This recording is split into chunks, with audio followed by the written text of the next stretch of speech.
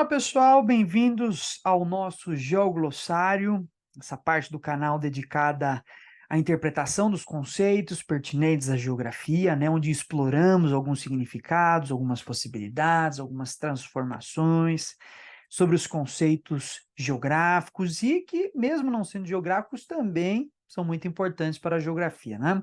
Hoje vamos tentar explorar o conceito de descrição, esse conceito que muitas vezes aparece na geografia, né? Alguns autores dizendo, não, mas a geografia é uma ciência descritiva, a descrição é parte fundamental da ciência geográfica, a descrição é fundamental para a geografia, por aí vai, né? Quer dizer, esse termo que aparece tanto para a gente tem que desconfiar um pouco, né? Afinal de contas, quando um conceito é muito utilizado, geralmente ele se torna um pouco aberto à dúvida, né? Se torna um pouco aberto a uma má interpretação, uma má delimitação, começa a ser usado de qualquer maneira. Então, vamos retornar para entender o que é descrição e como a gente poderia aplicar isso na geografia. Para isso, vamos nos utilizar aqui do Dicionário de Filosofia José Ferrater Moura, no verbete de descrição, que está lá na página 96. Então, vamos lá. Descrição. Os antigos já consideravam que a descrição era uma definição insuficiente. Descrevia-se aquilo que não podia definir-se. Para a época moderna, a descrição era um modo de conhecimento inferior, uma definição imperfeita, sobretudo na medida em que imperou o racionalismo, prevaleceu essa ideia de descrição. Então vamos lá, que a gente já tem um conjunto aqui extenso de informações, né?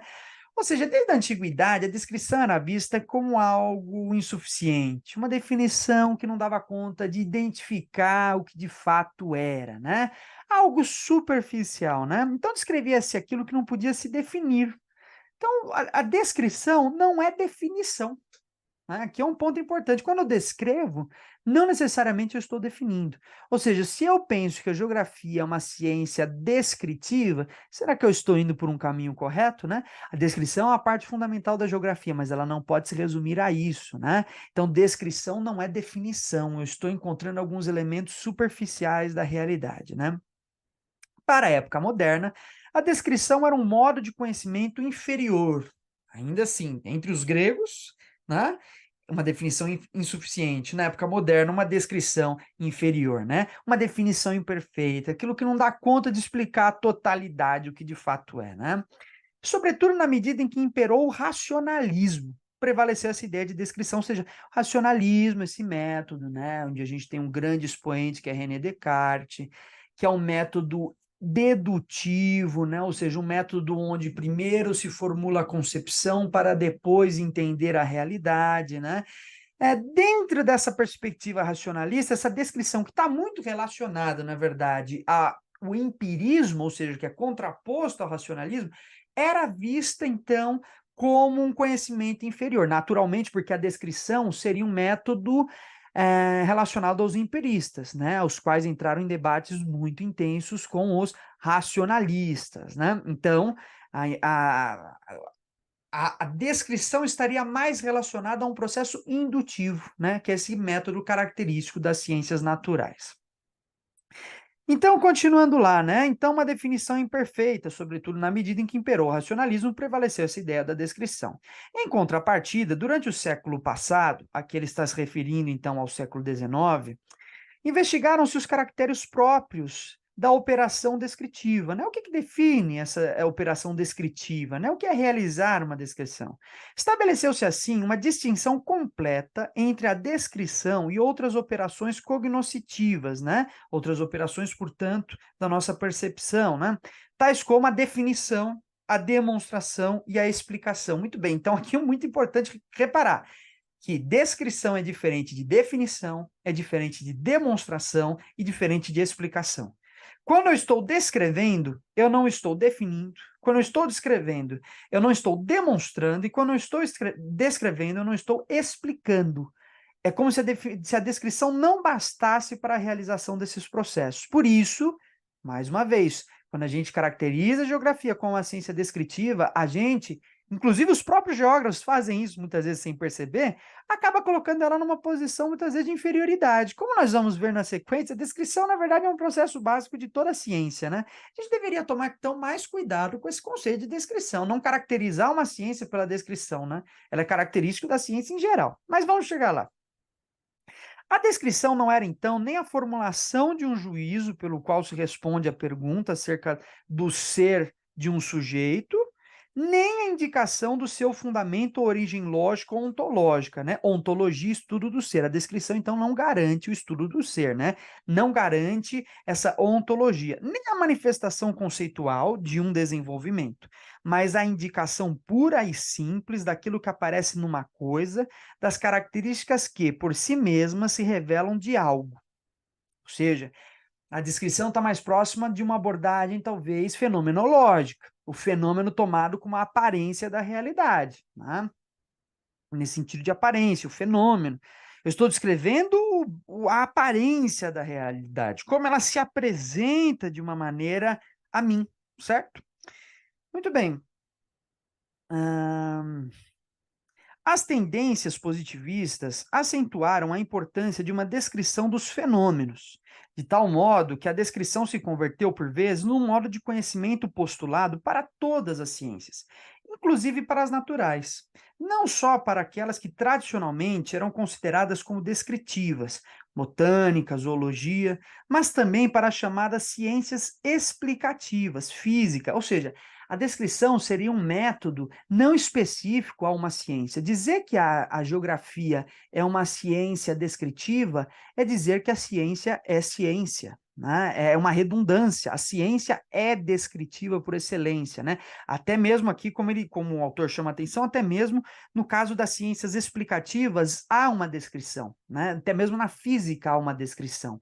Então, quando a gente diz que a geografia é uma ciência descritiva, a gente, de certo modo, está caracterizando ela de uma maneira vaga, né? A gente está dizendo, é uma ciência descritiva, né? Quer dizer, é uma ciência, né? Que a ciência é descritiva por excelência. Determinar, então, que descrição é um método geográfico, a gente tem a particularidade da descrição no método geográfico. Já vamos ver isso. A descrição para a geografia é diferente da descrição nas ciências naturais, mas não podemos dizer redundar, né, que a geografia é uma ciência da descrição, né?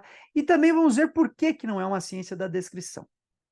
Então, olha lá, a fenomenologia acentuou a importância da descrição do conteúdo intencional, fazendo da descrição algo mais do que um método universal das ciências. A descrição é, então, o único método de abordagem daquilo que se dá enquanto se dá e tal como se dá. Então, a descrição é a forma de abordagem do fenômeno. Isso no contexto da fenomenologia, né, do Husserl, né, que é esse teórico da fenomenologia. Importante aqui notar que, nesse caso, o Husserl tem um outro significado de fenômeno que não é aparência. Fenômeno não é aparência em Husserl, né? A gente poderia aí destacar talvez 3 observações para a questão do fenômeno, né? Uma observação mais básica da filosofia, uma concepção mais antiga, na base da ideia de fenômeno, que seria talvez a ideia de que o fenômeno é o que se dá ao olhar, é uma espécie de experiência, né? O fenômeno pode ser visto com certas particularidades na filosofia kantiana também. Em Husserl, o fenômeno também tem uma outra particularidade, que de fato não diz respeito à aparência, mas à apreensão da realidade como tal. Então, a gente precisaria fazer essa diferenciação para entender como Husserl considera que a descrição é importante do ponto de vista do fenômeno, porque a descrição daria conta, então, de compreender o fenômeno nesse sentido. Seria esse método fundamental. Descrição, portanto, também está num outro sentido aqui, né, que a gente precisaria observar. Então, esta ideia da fenomenologia representava, pois, uma purificação da operação descritiva, que, em tal caso, chega até as essências e não se limita a uma enumeração dos fenômenos como a postulada pelo positivismo. Então, muito bem, olha lá. Então, nesse caso, o fenômeno que seria aprendido pela descrição, o fenômeno não é mais aparência, o fenômeno aqui representa a essência, é assim que o fenômeno vai ser observado pela fenomenologia, e por isso a descrição daria conta de entender o fenômeno, né? Muito bem. Então, a nível da fenomenologia, é importante notar como a gente tem um outro sentido para a ideia de descrição, né? Uma descrição que chega à essência. Nós fizemos, então, um percurso que vai de uma descrição de um fenômeno com aparência até para a fenomenologia, uma descrição do fenômeno como essência. Muito bem. E quais são as explicações disso para a geografia, né? Primeiro, notar o seguinte, como foi dito, a geografia não pode se resumir à descrição. A descrição é um método geral das ciências, mas a descrição assume uma particularidade para a geografia. Primeiro que ela surge com uma ciência de fato descritiva, muito relacionada à atividade dos grandes botânicos, né, que trataram de interpretar o mundo à nossa volta. Um grande exemplo seria o próprio exemplo do Humboldt, né, que interpretou a nossa realidade a partir de uma abordagem descritiva, uma abordagem que é muito típica das ciências empíricas. Mas aqui vale ressaltar uma questão de método muito importante, que é inclusive uma questão a qual Pierre Georges chama atenção no livro A Geografia Crítica, né? Ou seja, um livro escrito em colaboração com mais outros 3 autores, onde Pierre Georges faz uma diferenciação da abordagem espacial nas ciências empíricas e nas ciências humanas, ou na geografia mais especificamente. Qual seria a diferença, então, da abordagem espacial nas ciências empíricas e na ciência geográfica, né? Ciências empíricas aqui entendidas como ciências da natureza, ciências naturais. É que o espaço nas ciências da natureza, ele é analisado como um fim, não é? Enquanto na geografia o espaço, né, os elementos de um espaço, é analisado como um meio, certo?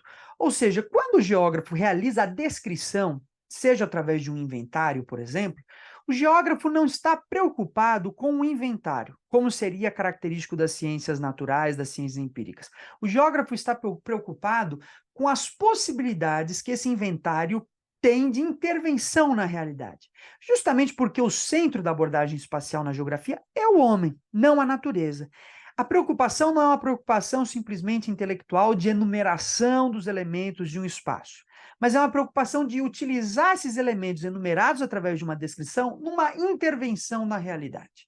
Essa seria a diferença para a geografia. A descrição assume, portanto, uma perspectiva de intervenção e não de produção de um inventário. Muito bem, nesse sentido, a geografia não se resume só a uma descrição, mas na relação dos elementos descritos, na relação, no processo de evolução dessa relação. É na situação desses elementos descritos que eu vou entender como a geografia faz sua abordagem. Quer dizer, eu não enumero, justamente porque não é um fim em si mesmo, a minha enumeração não tem uma perspectiva de levantamento pura e simplesmente, mas de entendimento de como essa relação desses processos descritos, desses elementos descritos, contribuem para que eu entenda uma evolução num determinado lugar, ou no que Pierre Georges chamava de situação. Como uma situação que foi descrita por mim através desses elementos, através de uma enumeração, evolui. E também como ela chegou onde está, qual é esse passado. A geografia estaria preocupada nesse contexto, né, de geografia ativa com uma evolução, né? A própria geografia crítica trabalha nesse sentido, com uma perspectiva de futuro. Também, a partir desses dados elementos, como eu interpreto o presente, que é muito importante, né? Como eu interpreto o presente, como esses elementos mantêm relações num sistema no presente e como eles projetam alguma coisa para o futuro. Entra numa perspectiva de geografia que descreve criticamente para entender as relações sociais existentes e criticamente também para entender as possibilidades, as potencialidades de futuro. É isso, pessoal. Até a próxima.